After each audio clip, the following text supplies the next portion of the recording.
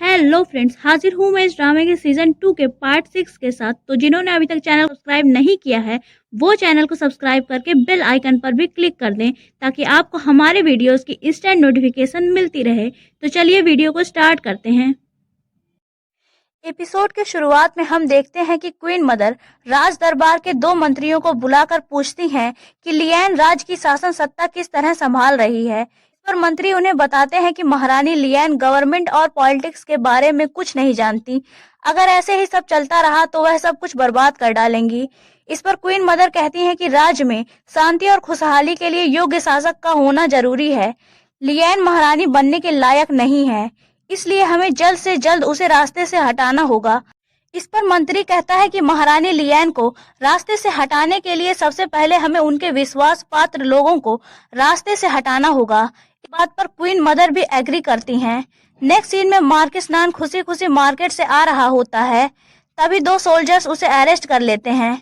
इधर लियैन इस कंफ्यूजन में होती है कि जिस जिंकिंग को वो पसंद करती थी ये शायद वो जिंकिंग नहीं है, उसी जैसा दिखने वाला कोई और कैरेक्टर है। तभी एक सोल्जर आकर ये बताता है कि कमांडर मार्किस नान को गिरफ्तार कर लिया गया है।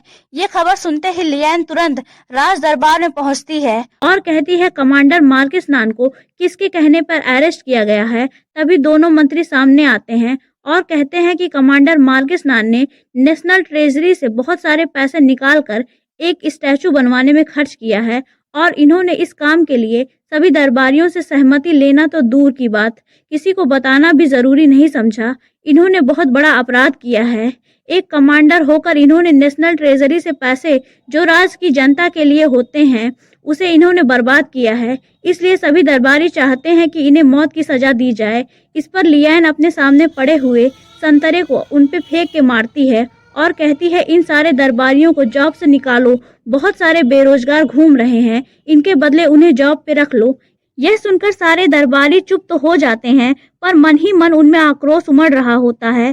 तभी जिंकिंग वहां आता है और कहता है मार्किस नान ने नेशनल ट्रेजरी से पैसे निकालकर अपना स्टैचू नहीं बनवाया है, इन्होंने महारानी लियैन का स्टैचू बनवाया है जो आगे चलकर हमारे डायनेस्टी को रिप्रेजेंट करेगा, इसलिए इन्हें कोई पनिशमेंट नहीं दे सकता। इस पर सारे दरबारी कुछ नहीं बोलते और मार्किस नान पर लगाया आरोप वापस ले लेते हैं। बाहर आकर मार्किस नान जिंकिंग को थैंक्स बोलता है। जिंकिंग कहता है तुम मेरे भाई हो, मैं तुम्हें मरने कैसे देता। नेक्स्ट सीन में लियैन लू जाओ को भेजकर जिंकिंग को बुलाती है। जिंकिंग लियैन के पास आता है। लियैन उसे मार्किस नान को बचाने के लिए थैंक्स बोलती है। इस पर जिंकिंग कहता है वह मेरा भाई है तो तुम थैंक्स क्यों बोल रही हो। लियैन कहती है कि मुझे तुम्हें कुछ और भी बताना था।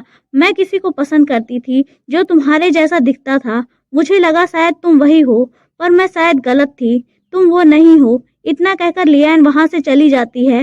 नेक्स्ट सीन में जिंकिंग वह सारे हथकंडे अपनाता है जो लियैन ने उस पर आजमाए थे।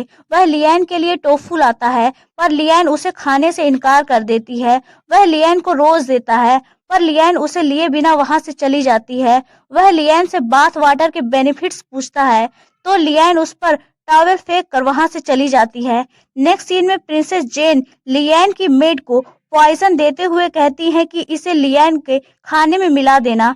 मेड कहती है कि यह मैं नहीं कर सकती, यह तो बहुत बड़ा पाप है। इस पर जेन कहती है कि तुम पर कोई शक नहीं करेगा, मैं तुम्हें बहुत दूर भेज दूंगी।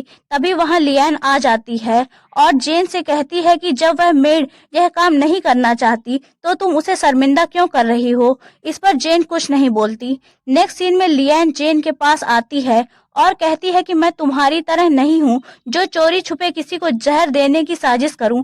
और वह जेन के सामने छोटी छोटी कई तरह की बॉटल्स रखती है और कहती है कि इसमें से कोई एक सिलेक्ट कर लो और पी लो। इस पर जेन कहती है कि इविल क्वीन, मैं तुम्हारे सामने दया की भीख नहीं मांगूंगी। और वह एक बॉटल उठाकर पी लेती है और कहती है कि मेरे मरने पर तुम जनरल जिंकिंग को क्या जवाब दोगी। उनका तो मानना है कि तुम्हारे साथ उनकी पिछले जन्म की यादें जुड़ी हुई हैं, उन्हें तो तुम्हारे विजन्स भी नजर आते हैं। इस पर लियैन कहती है कि क्या उन्होंने सच में ऐसा कहा, मतलब कि वो सच में जिंकिंग ही है। फिर लियैन वहां से जाते जाते जेन को बताती है कि इन सारी बॉटल्स में लूज मोशन की मेडिसिन थी। मैंने तुम्हारे साथ एक छोटा सा मजाक किया था, फिर वह वहां से चली जाती है। नेक्स्ट सीन में जिंकिंग मार्किस नान के साथ होता है। उसने बहुत ज्यादा ड्रिंक की हुई होती है। वह मार्किस नान से कहता है कि लिएन किसी और को पसंद करती है, वह मुझे इग्नोर करती रहती है। जिंकिंग रो रहा होता है। मार्किस नान उसे समझाता है, तभी वहां लिएन आती है। जिंकिंग इस हालत में उसके सामने नहीं जाना चाहता था, इसलिए अंदर जाकर दरवाजा बंद कर लेता है। लिएन अंदर जाने की कोशिश करती है, पर मार्किस नान उसे रोक लेता है। लिएन जिंकिंग से शाम को इंपीरियल गार्डन में मिलने को कहती है। मार्किस नान कहता है कि ठीक है, वह पहुंच जाएंगे। शाम में लिएन इंपीरियल गार्डन में बैठी जिंकिंग का वेट कर रही होती है। उसके सामने टेबल पर कई तरह के फूड्स और ड्रिंक रखी हुई होती हैं। वह अपने कप में वाइन डालकर पीती है। तभी उसे कुछ अजीब सा फील होता है। वाइन में जहर मिला हुआ होता है। लिएन जमीन पर गिर जाती है। वह लुजाओ को पुकारती है। तभी वहां लुजाओ आ जाती है और लिएन को इस हाल में देखकर घबरा जाती है। वह मदद के लिए सैनिकों को आवाज देती है। इधर जिंकिंग, वोफू और मार्किस नान आ ही रहे होते हैं। तभी वह एक असासिन को भागते हुए देखते हैं और उसे पकड़ते हैं। फिर जब लुजाओ मदद के लिए पुकारती है तो जिंकिंग वहां जाता है और लिएन को इस हाल में देखकर परेशान हो जाता है और रोने लगता है। वह लुजाओ से इंपीरियल डॉक्टर को बुलाने के लिए कहता है। लुजाओ डॉक्टर्स को बुलाने चली जाती है। नेक्स्ट सीन में जिंकिंग बहुत ज्यादा गुस्से में होता है। वह असासिन को टॉर्चर करके पूछता है कि उसे क्वीन को मारने के लिए किसने भेजा था। असासिन बहुत डर जाता है और बता देता है कि उसे क्वीन को मारने के लिए प्रिंसेस जेन ने भेजा था।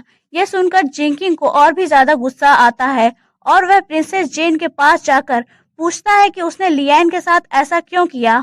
वह अपनी तलवार जेन की गर्दन पर रख देता है। प्रिंसेस जेन कहती है कि ये सब मैंने तुम्हारे लिए ही किया ताकि तुम इम्परर बन सको, और अगर उसके लिए तुम मुझे मारना चाहते हो तो मार दो। इस पर जिंकिंग अपनी तलवार फेंक देता है और कहता है तुम एक विद्रोही हो, थोड़ी देर में इंपीरियल आर्मी आकर तुम्हें गिरफ्तार करेगी। इतना कहकर वह वहां से चला जाता है। यहीं ये पार्ट एंड होता है।